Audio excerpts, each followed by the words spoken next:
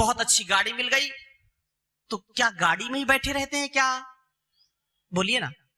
हवाई जहाज में जाते हैं और कितना अच्छा मिलता है वातावरण, तो क्या उसी में बैठे रहते हैं? अरे वो साधन है, साध्य नहीं है। इसलिए इस साधना की राह पर हम अहंकार छोड़ दें, विकार छोड़ दें। कुर्सी पर बैठ गए तो कुर्सी में क्या चिपके रहते हैं क्या? कि कुर्सी छोड़ते हैं ना। हम कर्तव्य के लिए कुर्सी का प्रयोग करें। अब ये माइक है, अब कुछ तो माइक पकड़ लेते छोड़ते ही नहीं, बड़ी बीमारी है। तो ये तो साधन है ना, आप तक इसकी आवाज पहुंच रही है, सुगमता है, सरलता है।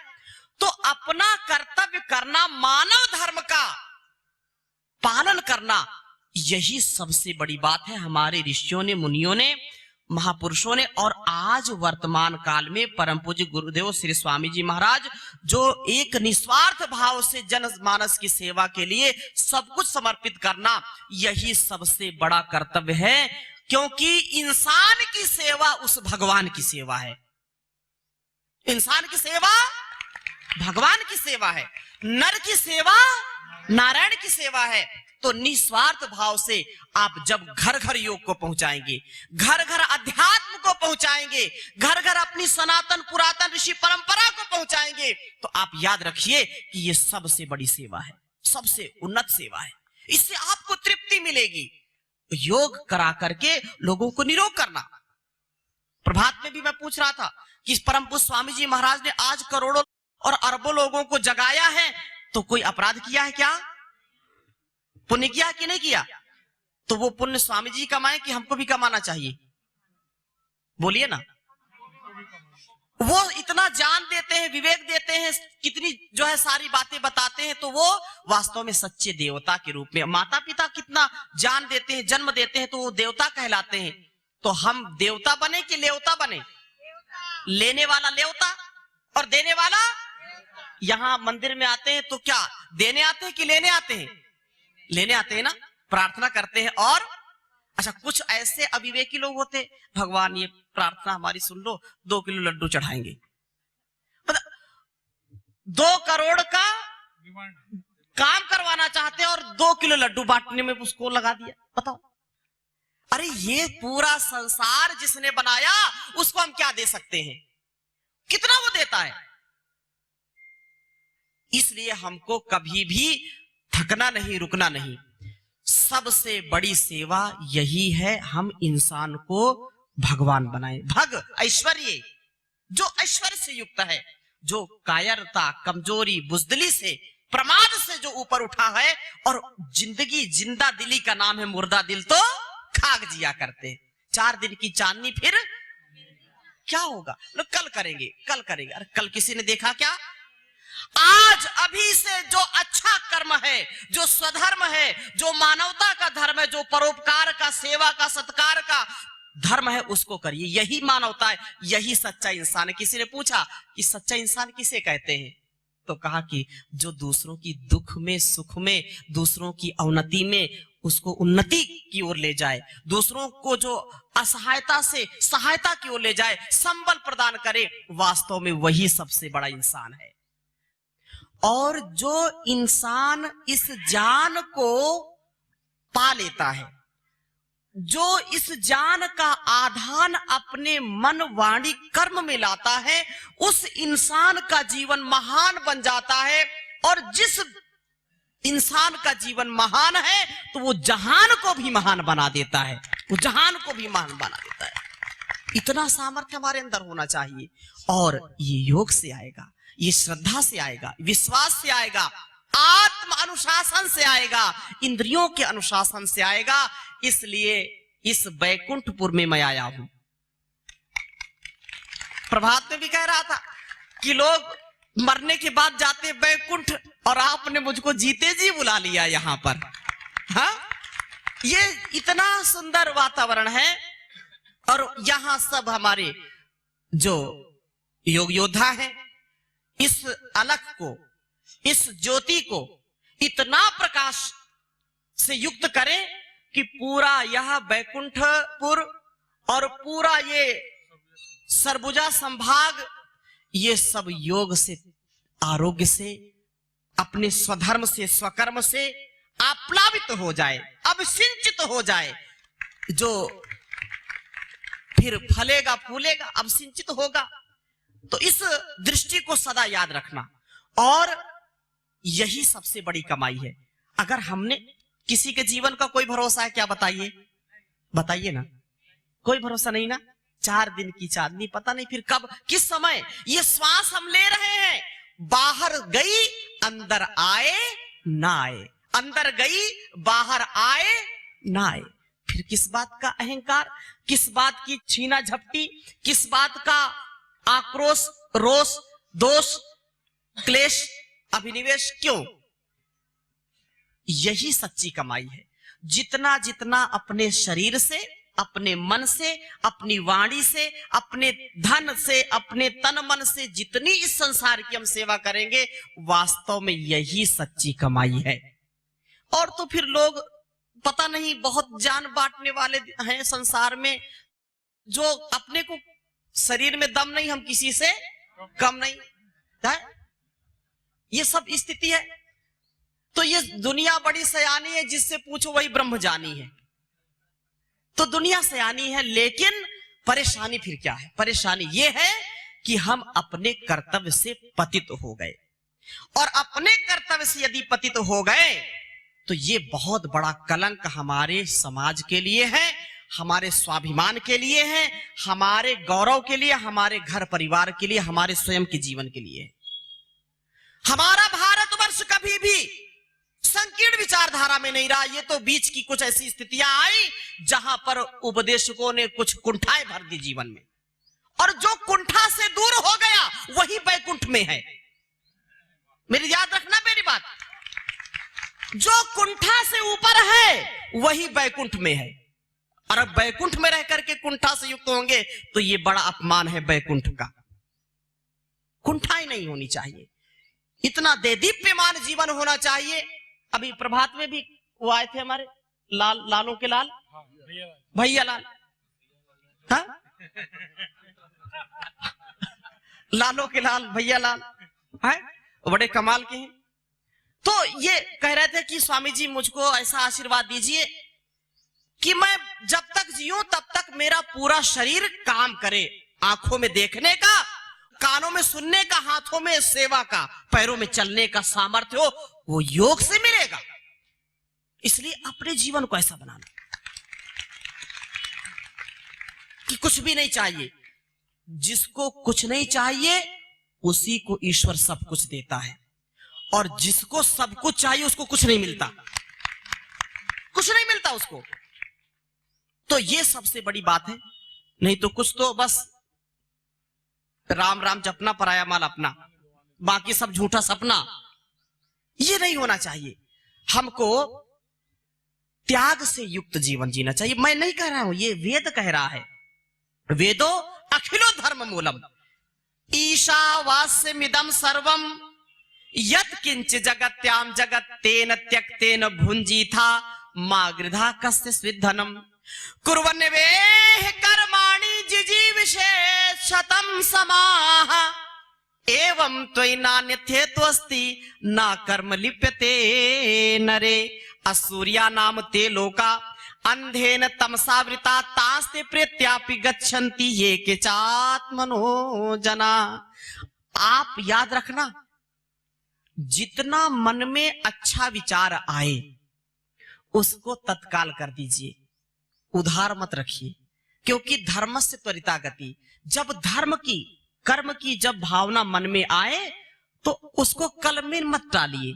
आज आपको यहां पर बैठ करके अच्छा लग रहा है, तृप्ति हो रही है, और मन में आ रहा है कि वास्तव में मेरा जीवन तो और अच्छा बनना चाहिए, मन में आ रहा कि नहीं आ रहा है, तो इसको तत्काल, इसको जो है क्रिया में लाइए, क्योंकि धर्म सुतरता गति, धर्म की गति बहुत तेज है।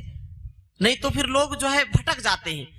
आपका एक एक शब्द, एक एक कर्म ऐसा हो जो दूसरों के दुख को, दर्द को दूर करने वाला हो। और याद रखना, आचरण से बढ़कर के संसार में कुछ भी धन नहीं है, चरित्र से से बढ़कर के कोई धन नहीं है, ये सबसे बड़ा धन है। आज हमारे बच्चों को, हमारे युवाओं को, युवतियों को, घर परिवार को तोड़ने का काम कर रहे हैं जो विधर्मी लोग हैं। एक बहुत बड़ा षड्यंत्र है कि जो सनातनी लोग हैं, जो स्वधर्म का पालन करने वाले हैं, जो अपने धर्म पर अपनी जान की जो है बाजी लगाने वाले हैं, उनको धर्म विमुख करो, उनके घर परिवार को तोड़ो, उनको क्या है कि फूट कर डालो और राज करो, उनको अपने मिलाओ, उनको ऐसे ऐसी बातें बताओ, ऐसे नशे में, ऐसे बेविचार में, भ्रष्टाचार में फंसाओ कि वो हीन भावना से युक्त हो जाएं और अपने घर परिवार, अपनी संस्कृति से विमुख हो जाएं। सावधान, आपको इस प्रकार से जीवन को जीना है। और जब समर्थ गुरु की सन्निधि, उस परमपिता परमेश्वर की सन्निधि मिलती है, आप अपने हृदय से पूछिए कि सत्य क्या है, असत्य क्या है, और उसका जब ग्रहण करके जीवन को जिएंगे तो आपका जीवन देदीप्यमान होगा, घर परिवार संसार भी आपका अच्छा होगा। और कोई संसार में उद्धार करने वाला नहीं है। संसार की कृपा हमारे ऊपर है, लेकिन अपनी कृपा हमारे ऊपर सबसे बड़ी होनी चाहिए। नहीं तो हम दूसरों के इशारे पर चलते हैं, अच्छा तुम बड़े सुंदर लगते हो, कई बार बोल दिया अच्छा मैं बहुत सुंदर हूं, अरे तुमको क्या हो गया, आजकल तुम्हारे चेहरे पे झुर्रियां पड़ने लगी हैं, चिंता हो गई, अरे ऐसा है क्या, तुम आजकल बहुत गुस्सा करने, नहीं गुस्सा करने लगे हो। अर्थात हम दूसरों के शब्दों के ऊपर चलने लगते हैं। कभी कभी अच्छे शब्द हमको जो उन्नति की ओर ले जाए उनका तो पालन करना चाहिए ना, पालन करना चाहिए। लेकिन कुछ लोग ऐसे होते हैं कि जब चाहे हमको गुस्सा कर दें, जब चाहे हमको नचाएं, जब चाहे हमसे गवाएं, जब चाहे हमको रुलाएं। ऐसा स्वभाव कभी नहीं बनाना। समरस होकर के, समत्वम योग उच्यते कहा ना, समता में रहो, ममता में रहो, क्षमता बढ़ेगी, तुम्हारी ममता बढ़ेगी, तुम्हारा सामर्थ्य बढ़ेगा, परस्परता कृतज्ञता बढ़ेगी, और ये जीवन का उद्धार होगा, जीवन का सुधार होगा, जग का भी उद्धार होगा।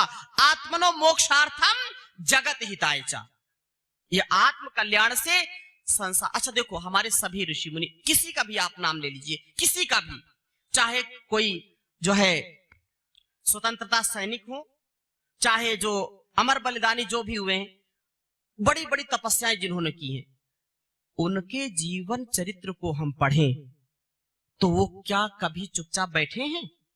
क्या उनके जीवन में कभी उन्होंने सुख पाया है? नहीं पाया। उन्होंने खून पसीना लगाया है, समाज को जगाया है, और तब जाकर के हमारी संस्कृति, हमारे संस्कार बचे हुए हैं।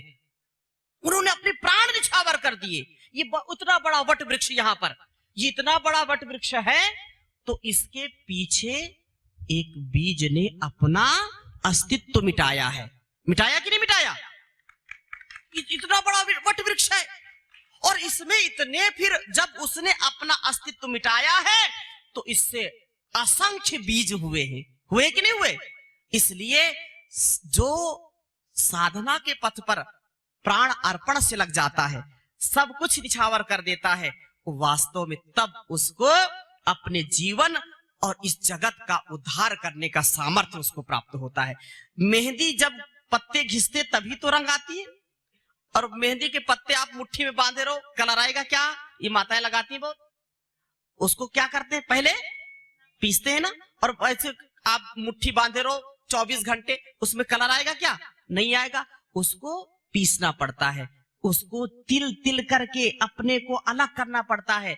आप हल्दी डालते हैं दाल सब्जी में, हल्दी अगर एक गांठ डाल दो तो कलर आएगा क्या? नहीं आएगा। इसलिए आपको तपना पड़ेगा, और तब जाकर के संसार की सेवा होती है, संसार का उद्धार होता है, बेड़ा पार होता है। लेकिन डगर उन्हीं की मंजिल तक पहुंचाती है जो कभी हार नहीं मानते। जो हार नहीं मानते, फिर संसार उनको उपहार देता है, और जो हार जाते हैं उनका सदा तिरस्कार होता है। जो हार नहीं मानते उनको पुरस्कार मिलता है, उनका जीवन देदीप्यमान हो जाता है। तो भाई बहनों, मैं निवेदन करना चाहूंगा कि यह जो उत्साह है, यह जो उमंग है, यह आपका संकल्प होना चाहिए, आपने यदि एक परिवार को भी रोगों से बचा लिया, नशे से बचा लिया, उसको संसार की जो दुख देने वाली बहुत कठिन परिस्थितियां हैं उनसे बचा लिया, तो आपका जीवन सफल है, आपका जीवन सक्सेसफुल है। नहीं तो जीवन विफल हो जाएगा। एक दिन भी यदि आप किसी युवा को, युवती को योग की शिक्षा दीक्षा देते हैं, उसको अध्यात्म की राह पर चला देते हैं, तो वास्तव में उसका उद्धार हो जाता है। ये बहुत संकल्प की बात है, इसको जीने की बात है। और छोटे छोटे बच्चों से बड़ों तक की इस बात को सदा स्मरण रखना, और पतंजलि योग पीठ के माध्यम से, संस्थान के माध्यम से यह उपकार का कार्य, परोपकार सेवार्थ का कार्य है। परम पूज्य स्वामी जी महाराज का जितना भी संसार के लिए कार्य है, वो किसके लिए है? उपकार के लिए है, यह व्यापार के लिए नहीं है। आप अपने घर को स्वर्ग बनाइए, अपने घर को, अपने जीवन को इतना सुंदर बनाइए कि लोग बोले कि घर हो, परिवार हो तो ऐसा होना चाहिए। उदाहरण दें, अपनी संतानों का निर्माण करना, संतान का निर्माण करना राष्ट्र का निर्माण है, चरित्र का निर्माण करना राष्ट्र का निर्माण है। इसलिए हमारे बेटा बेटी, हमारी संतानें चरित्रवान, बलवान, बुद्धिमान, प्रज्ञावान बने और सनातन पुरातन ऋषि परंपरा का संवाहक वो बन पाए। ऐसा आपको जीवन जीना है, ऐसा आप करेंगे। भारत स्वाभिमान, पतंजलि योग समिति, महिला पतंजलि योग समिति, युवा भारत, किसान सेवा समिति और सोशल मीडिया के माध्यम से एक बहुत बड़ा अभियान है। मैं आह्वान करना चाहूंगा कि ये जो सेवा का, जो निस्वार्थ भाव से, निष्काम भाव से अपनी संस्कृति सनातन का, स्वदेशी का जो अभियान है, भारतीय चिकित्सा, भारतीय शिक्षा का जो अभियान है, इस अभियान में आप अपनी भूमिका सुनिश्चित करेंगे? करेंगे कि नहीं करेंगे?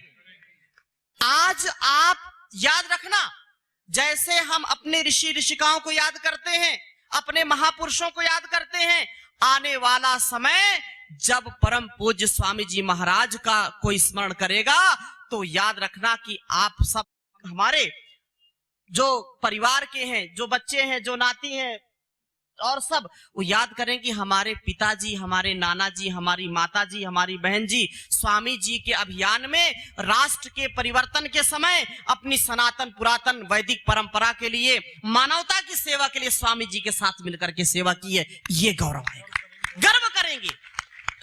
तो ऐसा गौरव, ऐसा गर्व, ऐसा स्वाभिमान हम सबके जीवन में होना। समय तो आता नहीं है, कुछ लोग बोलते हैं ठीक है।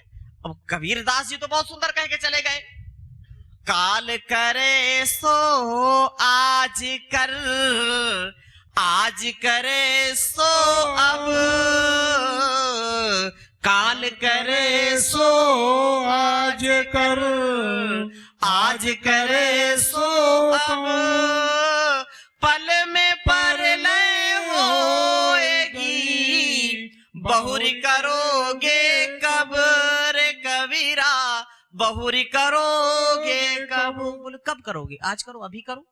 तो कुछ आलसी प्रमादी कहते नहीं, नहीं करेंगे। आज करे सो काल कर, काल करे सो परसों, जल्दी जल्दी क्या करना है, अभी जीना है बरसों। ये कुछ ऐसे खोपड़ी के लोग होते हैं, तो ऐसा नहीं करना। धर्म से तरिता गति, और इससे आपको सबसे ज्यादा संतुष्टि मिलती है। आपको, आपका रोम रोम, मैं बहुत बड़ा जो है एक आपके सामने एक तथ्य बता रहा हूं, कि विचार बता रहा हूं। अगर आप सच्चे मन से, पॉजिटिव थिंकिंग के साथ किसी की सेवा करते हैं ना, तो उससे आपका आरोग्य बढ़ जाता है। बहुत बड़ा वैज्ञानिक तथ्य है, डॉक्टर साहब बैठिए यहाँ पर। उससे हमारी रोग प्रतिरोधक शक्ति बढ़ती है, सामर्थ्य बढ़ता है, प्रसन्नता बढ़ती है, अंदर से भी और बाहर से भी। हमारे शरीर के अंग उससे पुष्ट होते हैं, और एक आभा मंडल, एक ओरा तैयार होता है, जो हमको सब बुराइयों से बचाता है, अभाव से बचाता है। लेकिन यदि हम स्वार्थ की बात करते हैं, यदि हम भोग की बात करते हैं, तो ऐसे रोग हमको सताते हैं कि बैठे बैठे ही हमारे अंग कमजोर होने लगते हैं, हमारी इंद्रियां कमजोर होने लगती हैं, और हमारा जीवन बहुत जल्दी फिर नष्ट हो जाता है। हम जहां बैठे, देवराहा बाबा सेवा समिति, हाँ, हमारे आदरणीय शैलेश जी, जो पूरी समिति इसको चलाते हैं। इनका आयुष्य 300 वर्ष से ज्यादा था। देवराहा बाबा का आयुष्य कितना था? 300 वर्ष से भी ज्यादा था। क्यों था? क्योंकि उनकी जो भावनाएं थी ना, वो सबके लिए थी। उनको कुछ नहीं चाहिए, उनको संसार की सेवा के लिए तृप्ति। तो एक मंत्र आप बोलते ना, त्र्यंबकम यजामहे सुगंधिम पुष्टिवर्धनम उर्वारुकमिव बंधनान मृत्युमुक्षीय। इसका मतलब क्या है? मतलब तो बहुत आप समझ लेना, लेकिन जो मतलब की बात इससे बताता हूं। उदाहरण, जैसे खरबूजा होता है ना, उर्वारुकमिव, खरबूजा, खरबूजा खाते हैं? आप बोलते नहीं, बड़े अच्छे हैं। बैकुंठपुर के लोग कम खाते हैं क्या? खरबूजा खाते हैं ना? सरबूजा में खरबूजा ज्यादा होता होगा। तो खरबूजा जो है वो पुष्टिकारक होता है और मीठा होता है, मधुर होता है।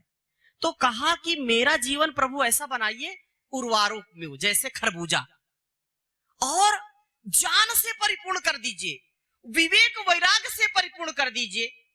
जब परिपक्व होगा खरबूजा तो वो डाल से, डाल मतलब वो अपनी जो लता है ना, हाँ, कुछ लोग जो है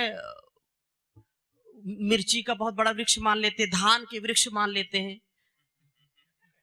अब उनकी बात नहीं करेंगे। तो जो है, जब खरबूजा पक जाता है पूरा, तो क्या करता है? अपने आप वो बेल से छूट जाता है ना। तो इसका मतलब यह है कि जब तुम्हारा ज्ञान परिपक्व हो जाए, जो बातें सत्य हैं, तथ्य युक्त हैं, उनको जब समझ लिया, तो ऐसे ही उन रोगों से, उन भोगों से, उन दुखों से, द्वंद्वों से, अहंकार से हमको अलग हो जाना चाहिए। क्योंकि अब हम परिपक्व हो गए। और जब परिपक्व हो जाते हैं, जब जीवन हमारा दूसरों के लिए, कच्चा खरबूजा कोई खाना पसंद करेगा क्या? नहीं खाना पसंद करेगा।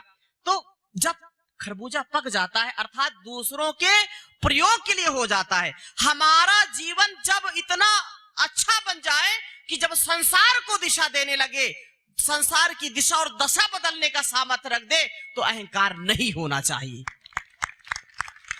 बिल्कुल मुक्त होना चाहिए। चाहे कोई दुख दे या सुख दे, कोई मान करे, कोई अपमान करे, कोई तिरस्कृत करे, चाहे कोई पुरस्कृत करे, कोई अलंकृत करे या कलंकित करे, क्लेश दे या द्वेष दे, कभी घबराना नहीं चाहिए। और अगली बात फिर, खरबूजा क्या है? सुगंधित, सुगंधिम पुष्टि। खरबूजा जब घर में लाकर रख दो, पक्का खरबूजा, तो खाओ मत उसको। तो जो भी घर में आता है, अरे खरबूजा रखा है क्या? है? खरबूजा रखा है क्या? लोगों को पता चल जाता है ना। अर्थात उसकी सुगंध से पूरी तृप्ति हो जाती है, खाए चाहे ना खाए। और कोई फ्रिज में रख दे तो कई दिन उसकी सुगंध जाती नहीं है कि नहीं? तो ये सुगंधिम पुष्टिवर्धनम, पुष्टिदायक। तो खरबूजे के जैसा हमारा जीवन हो, हम अगर कुछ बोले भी नहीं और बैठे रहें, परम पूज्य स्वामी जी महाराज आकर यहाँ बैठ जाएं, कुछ भी ना बोले, तो भी पूरा वातावरण कैसा हो जाएगा? सुगंधित हो जाएगा, विलसित हो जाएगा, हर्षित हो जाएगा, अभिषिक्त हो जाएगा कि नहीं?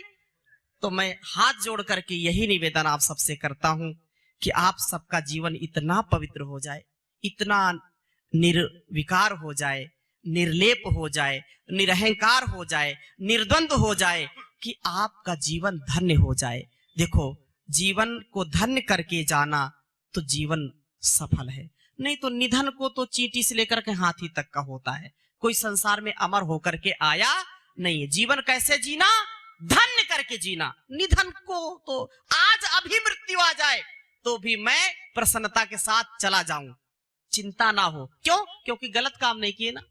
हमने सदा ऐसे कर्म करने हैं कि चाहे मृत्यु अभी आए या 100 साल से भी ज्यादा जीना पड़े। देखो, मन बहुत हर्षित है मेरा, और शब्द आ रहे हैं, चर्चा में कोई खर्चा है नहीं। लगता है कि इस वट के वृक्ष के नीचे मैं बोलता रहूं, आप सुनते रहें, लेकिन आगे की भी यात्रा करनी है। मैं सबको बहुत साधुवाद देता हूं और एक आश्वासन आपसे चाहता हूं कि अपनी संस्कृति को, अपनी विरासत को, अपने संस्कारों को, अपने घर परिवार को, समाज को आपको स्वस्थ रखना है, आपकी नैतिक जिम्मेदारी है। आप अपना स्वयं का चरित्र, अपने स्वयं के शरीर को, रोज आए दिन हर गांव, हर शहर में घटनाएं घटती है। नवयुवक नशे में व्यस्त है, चरित्रहीनता है, दुराचार व्यभिचार है, किसी का हार्ट फेल हो रहा है, किसी किडनी फेल हो रही, किसी का लीवर फेल हो रहा है। तो ये असमय मृत्यु क्यों हो रही? कहीं ना कहीं आहार दूषित है, व्यवहार दूषित है, उसकी जिम्मेदारी हम सब के ऊपर है। इसलिए हाँ, विचार, आहार, विचार, व्यवहार सब दूषित है। ये इसको अच्छा बनाना किसका काम है? बोलिए ना, सबका काम है। तो आप इसको करेंगे पूरा, प्रॉमिस? तो जब दोबारा हम आए कभी, तो इससे कम से कम 20 गुना संख्या हो, और इतना ये बड़ा डिवाइन एंड फाइन फैमिली होनी चाहिए, दिव्य और भव्य ये परिवार होना चाहिए आपका, खूब प्रीति हो, क्योंकि इतना सुंदर वातावरण बहुत सौभाग्य से मिलता है। और जैसा नाम है वैसा यहाँ का काम हो। तो आप सब पतंजलि परिवार से जुड़िए और योग करिए और कराइए। मैंने निवेदन किया है अनिल भैया से कि रोज यहाँ पर नित्य प्रति कक्षा चलेगी, योग शिविर होगा रोज, और बंद नहीं होगा, योग भी होगा, यजन भी होगा, भजन भी होगा। ऐसा सुंदर वातावरण। और फिर पूरे यहाँ की कितनी जनसंख्या है? कुल लगभग 20,000 है। इस छोटे से नगर में आप घर घर, और फिर पूरे जिले में, और इस बैकुंठ का नाम पूरे प्रदेश में जाना चाहिए कि बैकुंठपुर वाले निर्व्यसनी हो गए, नशा दूर हो गया, यहाँ के युवाओं में, युवतियों में भरपूर उत्साह है, वो चरित्रवान, बलवान, बुद्धिमान है। ऐसा घर परिवार पूरे छत्तीसगढ़ का होना चाहिए। ऐसा आप सबको संकल्प लेना है। तो इसके लिए तैयार है ना? तो बहुत बहुत आप सबको साधुवाद, बहुत धन्यवाद।